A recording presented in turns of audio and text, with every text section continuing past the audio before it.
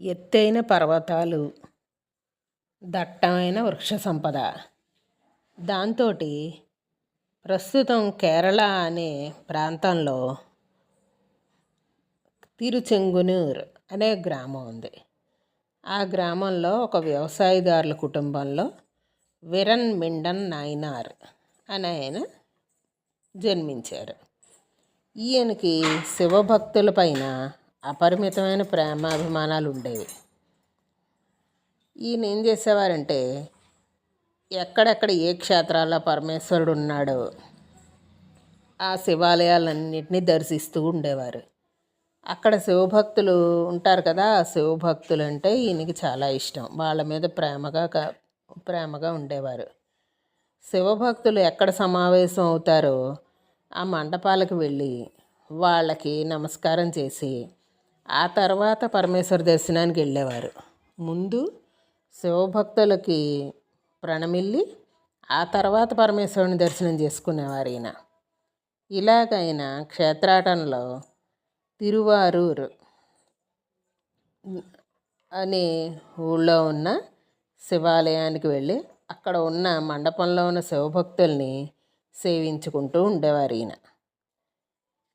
ఈ ప్రపంచంలో ఉన్న ప్రజలందరినీ ఉద్ధరింపచేయడానికి శైవ మార్గం చాలా మంచిది, శివుణ్ణి పూజించుకోవడం చాలా మంచిది అని చెప్పి ఈయన ఉద్దేశం. అందుకని 60 మంది భక్తుల చరిత్రగా ఉన్న తిరుత్తొండ తొగై సుందరమూర్తి నాయనారు గానం చేయడానికి ఈయన కారణభూతులయ్యారు. విరన్ మిండన్కి ఉన్న శివభక్తుల పట్ల ఉన్న అచంచలమైన భక్తి ప్రపత్తులను చూసి పరమేశ్వరుడు ఈయనకి కైలాసంలో శివగణనాథుని పదవినిచ్చి అనుగ్రహించారు. ఇది విరన్ మిండన్ నాయనారి యొక్క కథ. ఈయన అంతే, ముందు శివభక్తుల్ని పూజించుకొని వాళ్ళకి నమస్కారం చేసుకుని ఆ తర్వాత శివుడి దర్శనానికి వెళ్ళేవారు. ఎన్ని చోట్ల శివాలయాలు ఉన్నాయో కేరళలో ఉన్న శివాలయాలన్నిటినీ ఈయన దర్శనం చేసుకునేవారు. ముందు శివభక్తులను పూజించుకొని వాళ్ళ పాదాలకు నమస్కారం చేసి సాష్టాంగ ప్రణామం చేసుకుని ఆ తర్వాత శివుడి యొక్క దర్శనానికి వెళ్ళేవారు. అలాగే ఈ 60 మంది భక్తుల చరిత్ర కలిగిన ఆ గ్రంథాన్ని సుందరమూర్తి నాయనార్ గానం చేయడానికి కూడా ఈయనే కారణం.